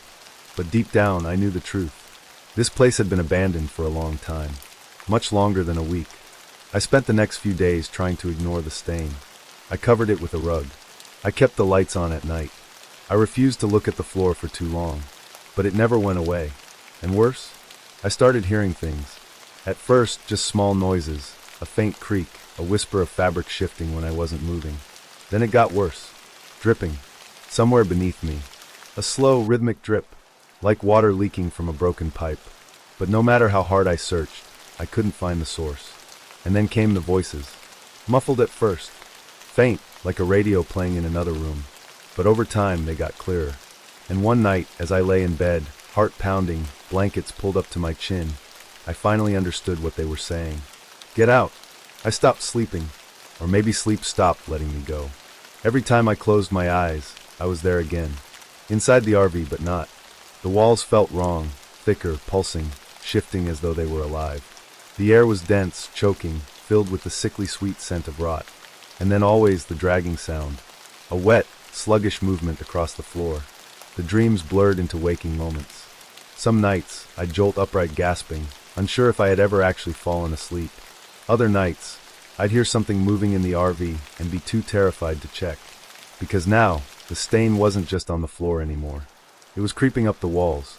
The RV starts changing. At first, I told myself I was imagining it. It wasn't possible. Carpet stains don't spread upward. But one morning, I woke up to find a dark smear near the base of the kitchenette cabinets. By noon, it had stretched toward the fridge. By the time night fell, the edges of the stain pulsed, like veins beneath thin skin. And then came the smell. Thick, coppery, decaying. It clung to everything, seeping into the cushions, the fabric of my clothes, my hair. I tried to clean it, scrubbing until my fingers ached, my hands raw from the chemicals. But no matter how much I cleaned, the smell only got worse. And the stain kept spreading. Things start moving on their own. The first time I heard something shift in the RV when I wasn't touching it, I convinced myself it was just the trailer settling. But then it happened again. And again. One night, I set my phone on the counter, turned away for less than 5 seconds, and when I turned back, it was gone. I found it later, wedged under the driver's seat, the screen smudged with something dark and oily. Another night, the kitchen cabinet doors were open when I woke up. Every single one. The fridge door was ajar too. And my carpet knife, the same one I had used to cut the first hole in the floor, was missing. The figure in the reflection. The next time I went into town, I avoided looking at the RV in my rearview mirror. But when I pulled into a gas station and caught my reflection in the driver's side window, my blood turned to ice. Because I wasn't alone. Behind me, through the darkened windows of the RV, something moved. Not a shadow, not a trick of the light. Something standing in the middle of the RV, staring at me. A long, distorted figure, barely visible, watching. I turned around so fast I nearly dislocated my neck. But when I looked directly into the RV, it was empty. I didn't go back inside for hours. The smell grows overpowering. By the time I worked up the nerve to return, the smell inside was unbearable. It was no longer just rotting meat and rust. It had taken on something human, like sweat, damp clothing, breath too close to my face. It was suffocating. I threw open the windows, desperate for fresh air, but it wouldn't leave. If anything, it was getting stronger. Like something buried deep beneath the RV was beginning to rot. The bleeding ground returns. That night, I made a mistake. I stepped outside, hoping to escape the overpowering stench. And that's when I saw it. The gravel beneath the RV was wet again. A thick, dark liquid seeping from underneath, spreading outward. I crouched down, stomach twisting as I reached out with shaking fingers. It was warm, and it was moving, like something was still alive beneath me. I jerked back so fast I nearly lost my balance. A low creak echoed from inside the RV, like something had shifted. I wasn't alone. Something was inside. A voice in the dark. I locked the RV door that night. I locked it, barricaded it, and sat in the driver's seat, keys clenched so hard in my fist they left indentations in my palm. And at some point, I must have dozed off. Because when I woke up, someone was whispering. The voice was low, rasping, right in my ear. I didn't move. I didn't breathe. I just listened. It was a name, spoken in a voice not my own. And then a single, drawn-out breath. So close I could feel it. I turned my head slowly, terrified of what I might see. And in the dark reflection of the windshield, I saw it. A figure sitting in the passenger seat. Motionless. Watching me. The true history of the RV. The next morning I broke. I needed answers. I took the RV's paperwork, the bill of sale, everything, and drove to the county records office. It took hours digging through files, checking ownership records. And then I found it, the RV's previous owner, a man named Richard Hale. There was just one problem. Richard Hale had been missing for the past 12 years. Vanished. Never seen again. And worse, no official record of the RV being sold existed. According to public records, I wasn't supposed to have it. The last revelation. That night, I sat inside the RV, feeling the weight of everything I had uncovered. My pulse was a dull roar in my ears. I wasn't imagining this. I had proof now. Something had happened here. Something bad. I picked up my phone with shaking hands and started dialing the police. And then a sound. A low, wet, dragging noise. Coming from beneath me. I slowly lowered the phone. My breath hitched. The floor was damp. And the stain, oh God, the stain. It was spreading again. But this time, it wasn't just a stain. It was a shape. An outline of something, no, someone beneath the carpet. And before I could move, before I could even breathe, the floorboards creaked, and the stain began to rise. I should have run. The second I saw the stain rising, shifting beneath the carpet like something was trying to push through, I should have bolted. But I didn't, because something was wrong with my body. I couldn't move, couldn't breathe, couldn't do anything but watch. The RV felt different. The air had thickened, pressing down on me, turning every sound distant and warped, like I wasn't really inside it anymore. And the floor wasn't a floor anymore. It was soft, like flesh, like something alive. Then, from underneath, knock, a sharp, deliberate knock. From below, the floor splits open. I don't remember falling. 1 second I was frozen in place, staring at the bloated, pulsing stain. The next, the floor beneath me split open. Not cracked, not broken, opened, like a mouth. And I went down. I felt the carpet pulling me, fingers unseen but undeniable, dragging me through. For a moment, I couldn't see anything. Just blackness. Then, as my eyes adjusted, I realized I wasn't in the RV anymore. The hidden place beneath the RV. The space shouldn't have existed. It was too big, too deep. A hollow, cavernous void beneath the RV, stretching downward like a forgotten basement. Damp walls pulsed around me, dripping dark streaks that smelled thick with iron. The ground was wet, soft, and when I placed my hand down to steady myself, something moved beneath my fingers. Not dirt, not stone. Something slick, warm, breathing. My stomach lurched. I scrambled backward, my hands slick with whatever coated the ground. I had to get out, now. But then, the whispering started. The whispers turned to screams. Low, rasping murmurs. Too many voices at once. They came from the walls, the ceiling, the floor. At first, I couldn't make out what they were saying. Just hissing, overlapping syllables. But then, beneath it all, a single, clear voice rose above the others. My name. A voice too close, too familiar. Right behind me. I turned too fast, too hard. My head spun, stomach twisting, and that's when I saw it. The figure finally reveals itself. It was standing just beyond the reach of the dim light. Tall, too tall. Its body was stretched thin, elongated. But its head, oh God, its head. I knew that face. It was Richard Hale. Or at least, it had been. The skin was wrong, darkened, rotting, peeling back at the mouth to reveal teeth too sharp, too white. But the eyes, they were wide. Desperate. Begging. I wanted to scream. Wanted to run. But my body refused to move. And then it spoke. The truth of the bloodstained carpet. You shouldn't be here. The voice was distorted, raw, like it hadn't been used in years. I tried to form words, to ask what the hell was happening, but my throat was too tight, my lungs useless. It won't let you go. A shuddering breath rattled through its chest. It took a step closer. The walls groaned. The floor flexed beneath me. It eats us. The voice cracked. It keeps us. My stomach dropped. It won't stop. The thing that had once been Richard Hale looked down at the ground. I followed his gaze, and felt my sanity fracture. Because the floor, it wasn't a floor. It was a sea of faces. Dozens. Hundreds. Sunken eyes stared up at me. Mouths opened in silent screams. Some I recognized from old missing person reports. Some were fresh. But beneath them all, something huge shifted. Something waiting. Watching. Hungry. And then, for the first time, I felt it. The thing inside the RV. Not a ghost. Not a haunting. Something older. hungrier, a thing that fed off more than flesh, something that had been waiting for me. Escape becomes impossible. I ran, or I tried, but the ground pulsed beneath my feet, dragging me down with every step. The voices screamed now, screamed for help, for release, for me to stay. Hands grasped at my ankles. I kicked, desperate, clawing for any escape. Above me, the opening in the RV floor was shrinking, closing, sealing me in. I launched myself upward. My fingers grazed the edge. And then, hands pushed me. Not pulled, pushed. Richard. His hands shoved me up, away from the thing below. And as I was dragged back into the RV, I heard him scream. A sound not meant for human ears. A sound of something being ripped apart. And then, silence. The RV fights back. I collapsed onto the floor, gasping, shaking. The air felt different now. The RV wasn't trying to keep me anymore. It was angry. The walls creaked, the lights flickering violently. The stain on the carpet twisted, shrank, convulsed. Like it was furious. Like it had lost. But I wasn't going to give it another chance.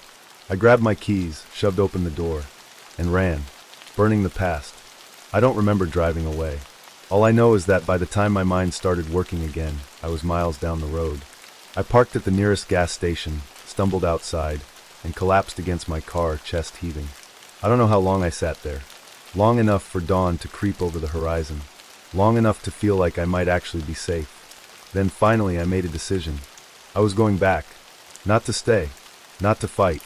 To end it. Fire cleanses all. The flames rose fast. Gasoline-soaked fabric catches quickly. By the time I was done, the RV was nothing but a roaring inferno. The fire devoured it hungrily, like it had been waiting for this moment. And as I watched, as the smoke billowed into the night, I swear I heard something scream. Something that wasn't human. Something that had finally lost. And yet, as I turned to leave, something in the ashes shifted. A shape. A stain. Still there. Waiting. I should have felt relief. Watching the flames consume the RV should have brought closure. But it didn't. Because as I turned away, as I forced myself to leave that cursed place behind, I saw it. A shape in the ashes. Dark. Unmoving. Waiting. A stain that should have burned away. But it hadn't. Because it never does. And that's when I knew. This wasn't over. Not for me. Not ever. Trying to move on. I drove until I ran out of gas. Then I bought a bus ticket and rode until I couldn't keep my eyes open anymore. For weeks, I drifted from town to town. Motel after motel, cheap diners, nowhere permanent. I didn't tell anyone what happened. Didn't call my family. Didn't explain why I had suddenly disappeared. Because how could I? How could I tell them that something was still following me? That no matter where I went, I kept seeing it? The stain. The stain reappears. It started small. Little things easy to ignore. A dark mark on the floor of a gas station restroom. A faint red smear on a hotel carpet. A damp spot on the floor of a bus station waiting area. Always there. Always just in the corner of my vision. At first, I convinced myself I was imagining it. That it was just paranoia. Trauma. A trick of the light. But then, it started growing. The stain spreads.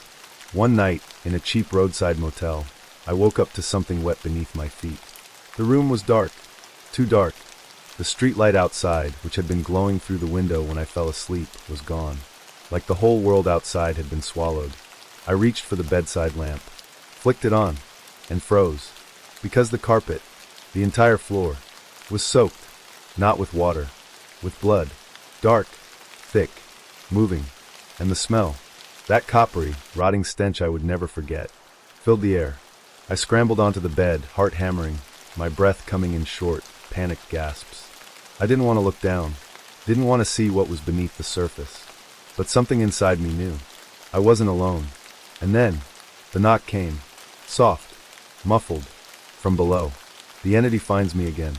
I don't remember getting out of that room. Just running. Barefoot. Shirt clinging to my sweat-soaked skin. I drove until the sun rose, hands shaking so badly I could barely keep the wheel straight. But no matter how far I went, how fast, the stain always caught up. And then the nightmare started. I'd dream of that basement beneath the RV. The walls breathing, the faces pushing up from beneath the floor, and Richard Hale's voice whispering, "It doesn't let go," losing touch with reality. I stopped sleeping, stopped eating. Everywhere I went, I searched the floors first, scanning for even the smallest stain. If I found one, I left. Didn't matter where I was, a hotel, a bar, a stranger's house. If there was a stain, I was gone. I started avoiding carpets altogether. Wood floors, concrete, tiles, safer, until I realized it didn't matter, because one day in a rundown diner in some nameless town, I was washing my hands in the bathroom when I glanced down at the white tile and saw it. Not blood, not exactly, something darker, something that twisted, stretched, reached toward me, something that moved. I stumbled back, my breath coming in sharp, panicked gasps. And then I heard it. Not a voice, not a whisper, something worse. A sound I'd heard before. The knock. From beneath the tile. From beneath the ground. From beneath me. And then I knew. It wasn't just the RV. It was everywhere now. No escape. I don't know how long it's been. Days. Weeks. Months. Time blurs when you don't sleep. I've tried everything to get rid of it. Moving. Running. Burning things. Nothing works. Because it's not a place. Not a thing you can destroy. It's in me now. I feel it when I close my eyes. I hear it in the silence, in the moments between heartbeats. That slow rhythmic knocking. Always from below. Always getting closer. The final decision. I can't live like this. I won't. There's only one way to end this. I have to go back. Not to run. Not to fight. To offer myself. Maybe then it'll stop. Maybe then it'll be satisfied. Maybe then I'll finally be free. The final scene. I find myself standing in the ruins. The RV is gone. Burned to nothing. But the stain is still here. Waiting for me. And as I step toward it, I hear it again. The knock. This time from inside my own chest. A heartbeat that isn't mine. A pulse from something else. And I know then, I was never supposed to escape. I was always meant to come back. And as the ground begins to open beneath my feet, I don't resist. I let it take me. Because maybe, just maybe, I was always meant to belong to it.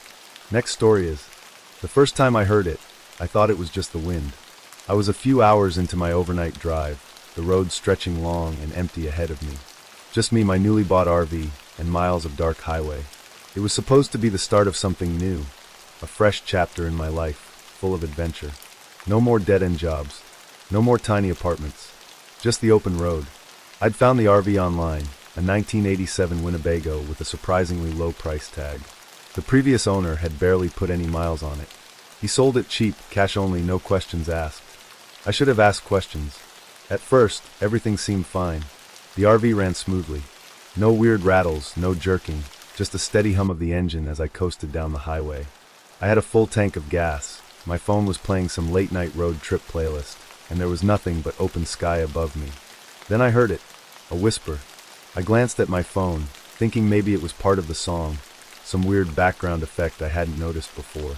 But when I turned the volume down, it was still there. A soft, breathy sound, just beneath the noise of the engine. I frowned and adjusted my seat, leaning forward, my grip tightening on the wheel.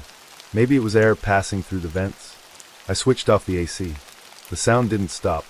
If anything, it grew clearer. I wasn't the paranoid type, but something about it sent a chill down my spine. It wasn't random noise.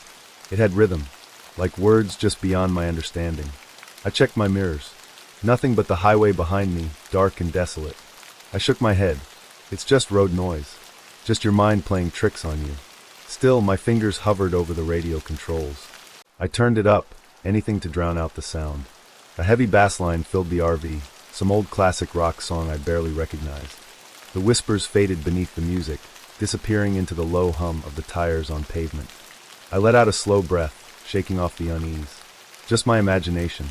The road stretched on, the darkness swallowing everything beyond the headlights. But I should have paid attention, because when the song ended and silence settled back over the cabin, the whispering was still there. A deal too good to be true. The RV had been a spur-of-the-moment purchase. I'd spent months looking for something affordable, something that wouldn't drain my savings before I even hit the road. Every other listing was either too expensive or in terrible condition. Then I found this one, a nearly pristine 1987 Winnebago Chieftain, for less than half the price of similar models. The pictures looked great, no rust, no damage. The mileage was suspiciously low, but I figured maybe the guy had just never used it. The seller, an old man named Richard, seemed eager to get rid of it. Too eager. When I showed up to check it out, the keys were already in the ignition. The moment I handed over the cash, he practically shoved the paperwork at me and left without another word. No small talk. No enjoy the ride or take care of her. Just a quick transaction and an even quicker exit. At the time, I chalked it up to old age. Maybe he just wanted it gone. Maybe he was moving or needed money fast. But now, driving alone at night, that rushed deal gnawed at me. Why had he been so desperate to sell? Why had I never questioned it? The highway feels wrong. I checked the time, 2:37 a.m. The gas station I was aiming for should have been coming up soon, but I still saw no sign of it. My GPS hadn't glitched, but I had the strangest feeling that I had been driving this same stretch of road for too long. The whispering hadn't stopped. I focused on the sound, trying to convince myself it was just a mechanical issue. Maybe something loose under the hood? But no, that wasn't right. The sound wasn't random. It had cadence. It had intent. Then my name. I swear to God I heard it. Faint. Just barely audible beneath the steady hum of the engine. A whisper breathing my name. A chill crawled up my spine, and I slammed on the brakes. The RV skidded slightly before lurching to a stop in the middle of the empty highway. The highway feels wrong. I checked the time, 2:37 a.m. The gas station I was aiming for should have been coming up soon, but I still saw no sign of it. My GPS hadn't glitched, but I had the strangest feeling that I had been driving this same stretch of road for too long. The whispering hadn't stopped. I focused on the sound, trying to convince myself it was just a mechanical issue. Maybe something loose under the hood? But no, that wasn't right. The sound wasn't random. It had cadence. It had intent. Then my name. I swear to God I heard it. Faint. Just barely audible beneath the steady hum of the engine. A whisper breathing my name. A chill crawled up my spine, and I slammed on the brakes.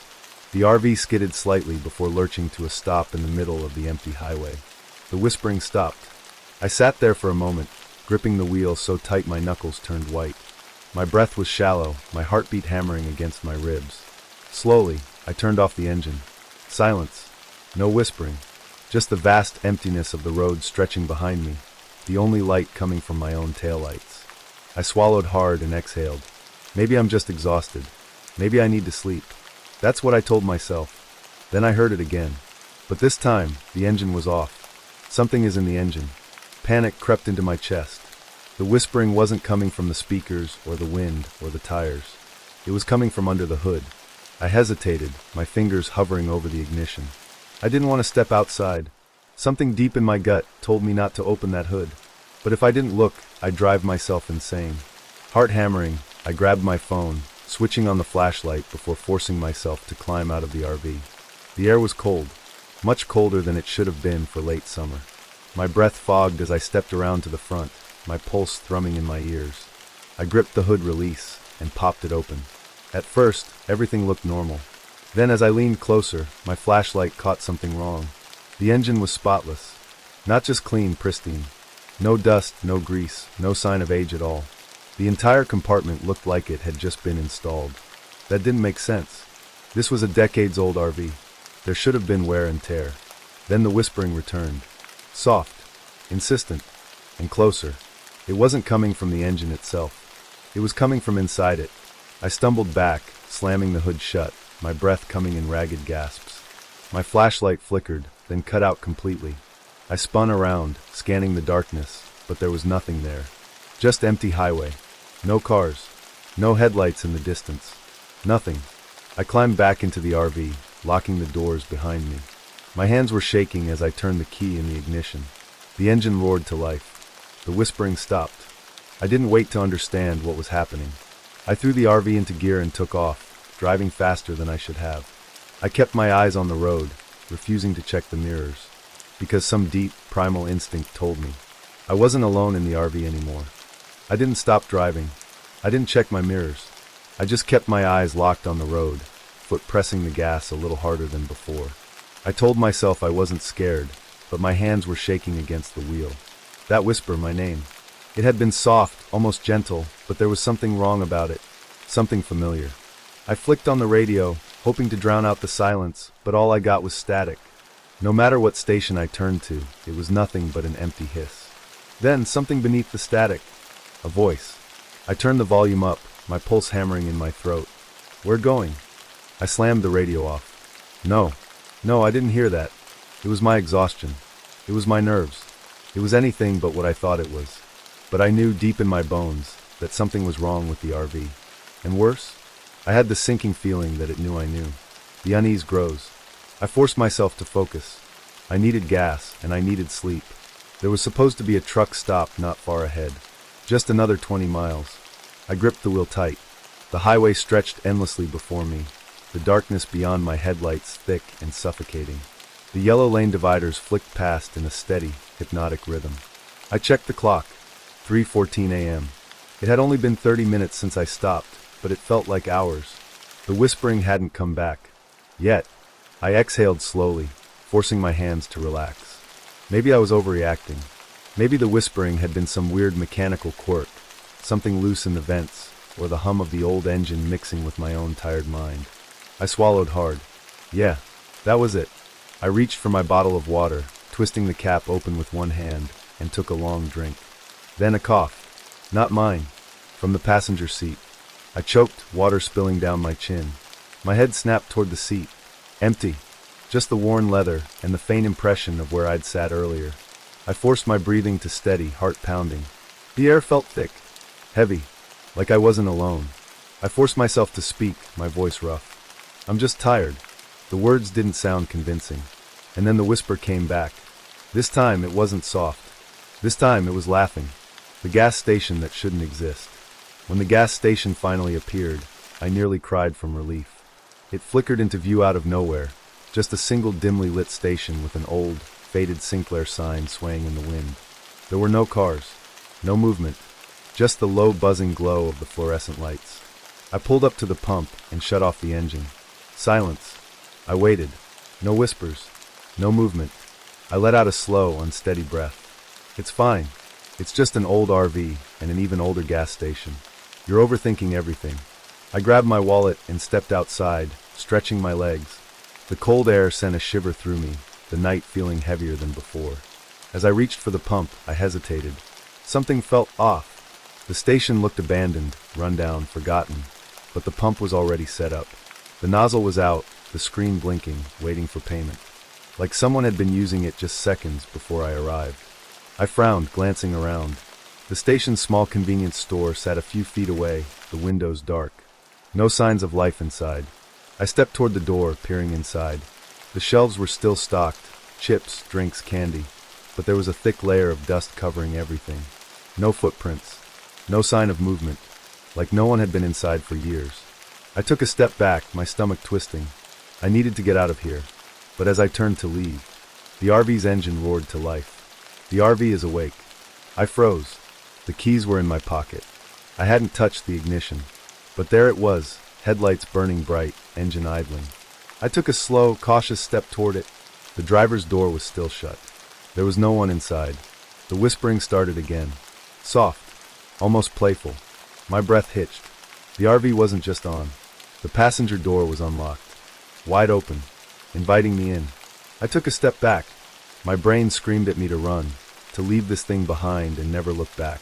But my body moved on instinct. I had nowhere else to go. Hands shaking, I climbed inside, shutting the door behind me. The moment I did, the engine cut off. Silence. I swallowed hard, staring at the wheel. I didn't start the RV. It started itself. And somehow I knew it had been testing me. A voice in the static. I turned the key, and the RV rumbled back to life. I pulled out of the gas station as fast as I could, my pulse racing. I didn't care where I was going. I just needed to keep moving. For a while, nothing happened. The whispering stopped again. The static on the radio had faded into low, empty noise. I started to relax. Maybe it's over. Maybe I imagined everything. Then the radio crackled. Not static. A voice. Faint. Almost distant. You're going the wrong way. I stiffened. My fingers tightened on the wheel. Turn around. My throat went dry. The road ahead of me stretched into nothing. No signs. No exits. No landmarks. Just endless highway. You should have left it behind. The voice was closer now. Not coming from the radio anymore. Coming from the back of the RV. Something is inside. I refused to look. I knew that if I turned my head, I would see something sitting in the back. Something watching me.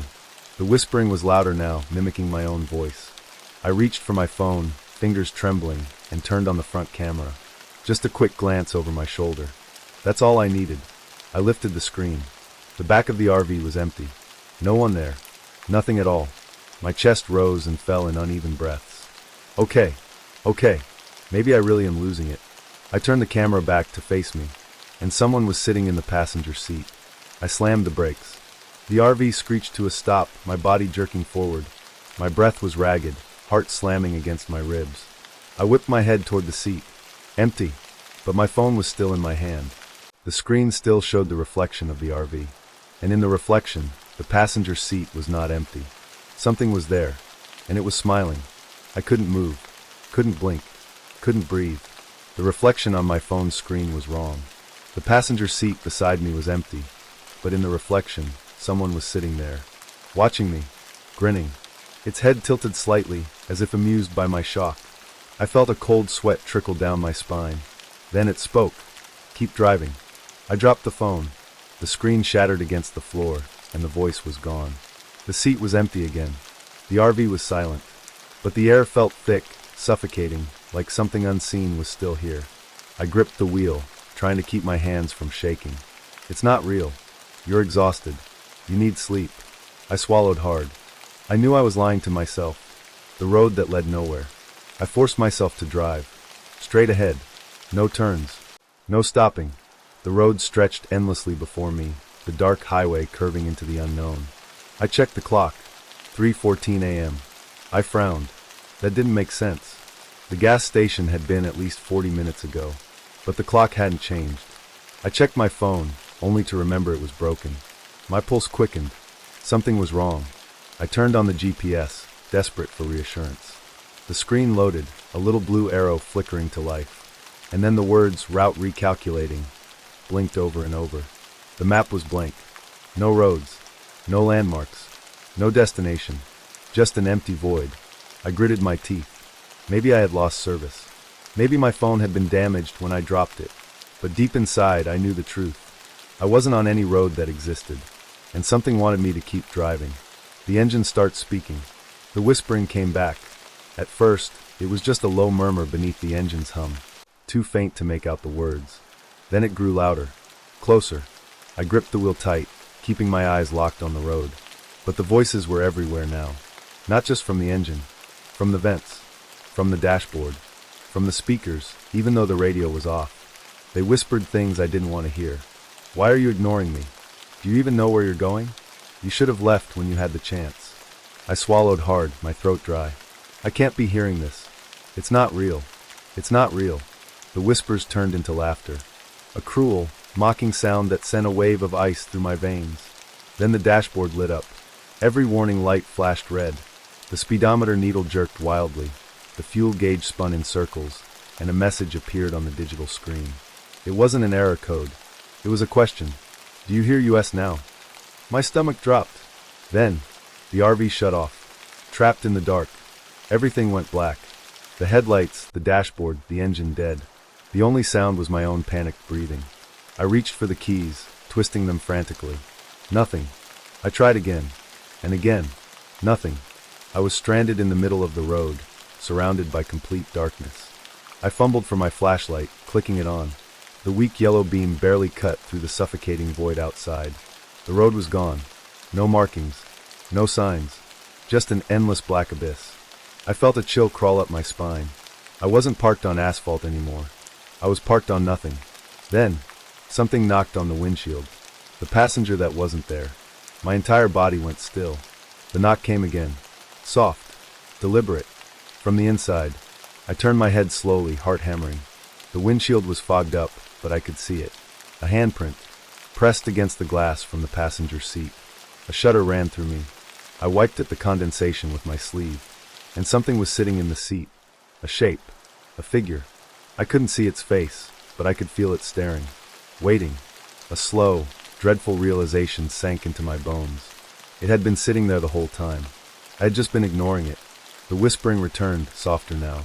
You're not alone. I choked back a gasp, twisting the key one more time, my fingers numb. The RV roared to life. I didn't hesitate. I slammed my foot on the gas. And as I sped forward, I heard the passenger door creak open, like something had just stepped inside. The road that shouldn't exist. The headlights flickered, and for the first time, I saw the road clearly. It wasn't the same highway. The asphalt was cracked and broken. The lane markers faded into nothing.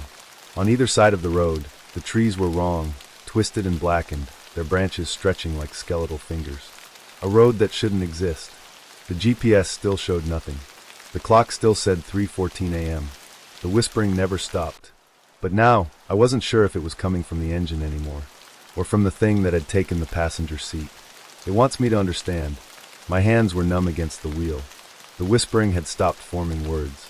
Now it was humming. A low, eerie tune, almost like a lullaby. It sent a wave of exhaustion through me, my eyelids growing heavy. I couldn't fall asleep. I bit my lip hard enough to draw blood, forcing myself awake. Then the voice spoke again, clear this time. "Now you hear me." It wasn't coming from the engine anymore. It was right beside me. My hands tightened on the wheel, knuckles turning white. I kept my eyes on the road, forcing myself not to look. But in my peripheral vision, I saw movement. A shifting shadow in the passenger seat. Something leaning closer. The RV groaned, the metal frame shuddering like it was under immense pressure. Like something was inside it. And then, for the first time, I heard its real voice. Not a whisper, not a murmur, but something ancient, hollow, endless. And it asked me a single question. "Do you know where you are?" My breath hitched. I didn't answer. I couldn't, because I knew deep down, I wasn't on any road meant for the living. "Do you know where you are?" The voice wasn't coming from the engine anymore.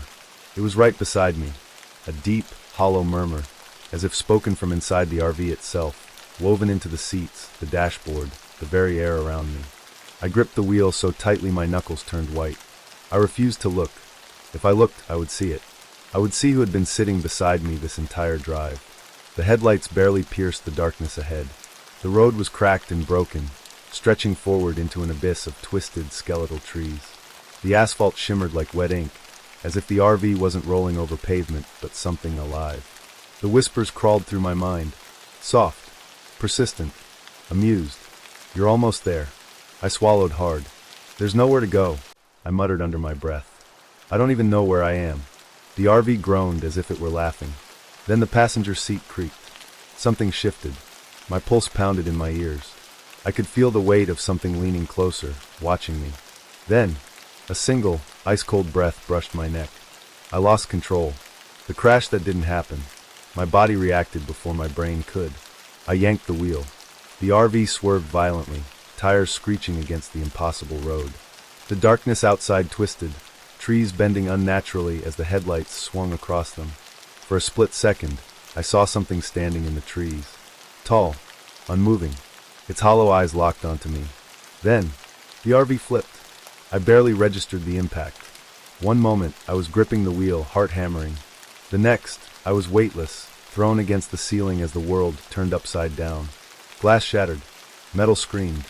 And then, nothing. Not blackness, not unconsciousness. Just nothing, because the RV never hit the ground. The impossible suspension. I opened my eyes. The RV was floating, suspended in the darkness, upside down. Outside, there was no road anymore. No sky, no ground, just an endless void. Everything was too silent. I tried to move, but I couldn't. Not because I was injured, because something was holding me in place. Then slowly, the RV began to turn. It rotated in the air, the windshield revealing more of the endless dark. And then I saw it. The reflection. The glass should have been shattered, the dashboard screen should have been cracked, but it wasn't. Instead, the windshield was a mirror. And in the reflection, I wasn't alone. The passenger that took my place. A figure sat in the driver's seat. Not beside me. In my place. Their hands rested lightly on the wheel, their head tilted at an unnatural angle. I couldn't see their face, only the outline of their form. But I knew. It was me, or something that had taken my place. The reflection grinned. And then it spoke. "You were never driving." My breath caught in my throat. No, that's not true. I was the one in control. I was the one driving. But the RV's movements, the turns, the engine stalling, the way it refused to shut down. Had I ever been in control? I tried to move, to scream, but my body wasn't listening. The reflection raised a hand and waved. The same instant, my own hand lifted against my will. The panic was instant and suffocating. I struggled, muscles straining, but it was no use. Something was inside me now, and it was stronger. The voice returned, deep and hollow. "You are the passenger now." Dragged into the engine.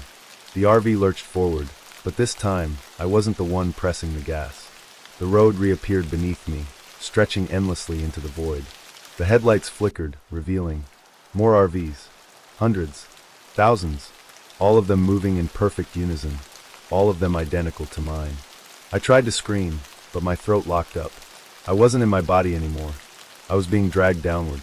Not physically, something deeper. My vision blurred as a new sound filled the RV.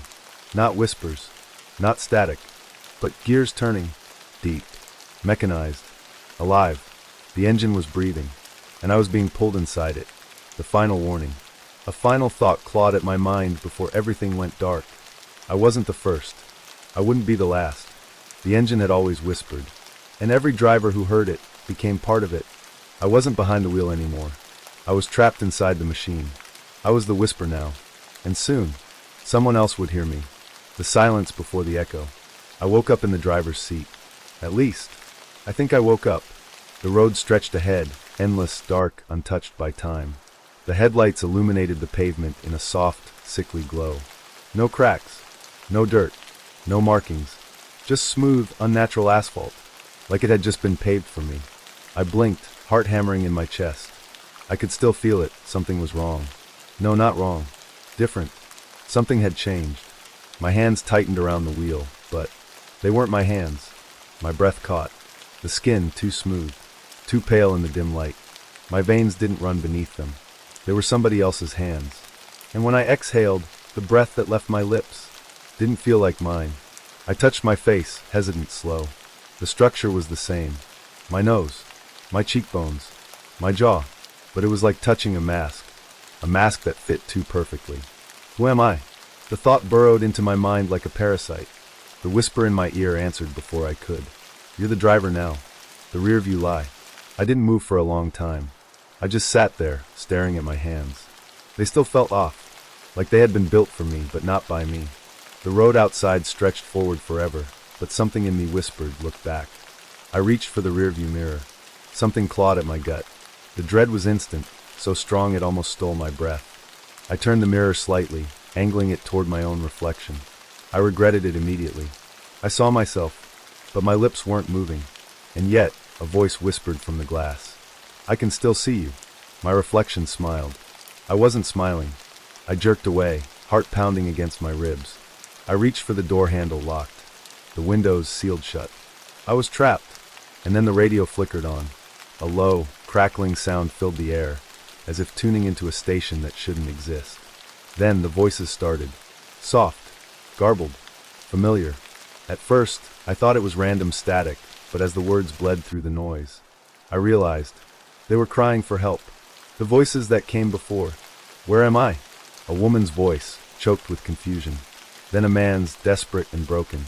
Please, I want to go home. I want to go home. Another voice, distant and barely above a whisper. It won't let you leave. I slammed the radio off. The voices stopped instantly, but the whispers in the engine didn't. They were still there. They had always been there. And now, I was part of them. The highway with no exits. I didn't know how long I drove. Hours. Days. Maybe longer. Time didn't feel real anymore. The road had no signs. No markers. No exits. Just a perfect, endless highway. And the RV never needed gas. The fuel gauge stayed full. The temperature never changed. I tried to stop driving, tried to pull over, open the door, step outside. But every time I did, I would blink and find myself back behind the wheel. Like I had never moved. Like I had never even tried. I was part of the route now. And the RV wasn't slowing down. Passengers that aren't there. I started seeing them. At first, it was just shapes in the distance. Silhouettes standing on the side of the road. Not hitchhiking, just watching. Then one night, I saw someone sitting in the passenger seat. I didn't turn my head. I just felt them there. Their breath, slow and measured. Their presence, solid, too real to ignore. And then, a hand rested gently on my shoulder. The whisper that followed chilled me to the bone. It's not your turn yet. The final revelation. I started forgetting things. Little details at first. My last name, my hometown. then bigger things. My face, my voice. I tried to remember how I got here, how it all started. But the memories were slippery, like oil running through my fingers. Every time I grabbed one, it twisted into something else. A different life, a different place. I couldn't tell which were mine anymore. Then one night, I glanced in the rearview mirror again. There was someone else sitting in the driver's seat. Someone who wasn't me. They turned their heads slowly. They smiled. And I realized I had been the passenger all along. The never-ending cycle. The RV kept moving, through highways that didn't exist, through roads that had never been built. And I knew. It was looking for someone new. Someone to hear the whispers. Someone to take the wheel. Because once you hear the engine's whispers, you never stop driving,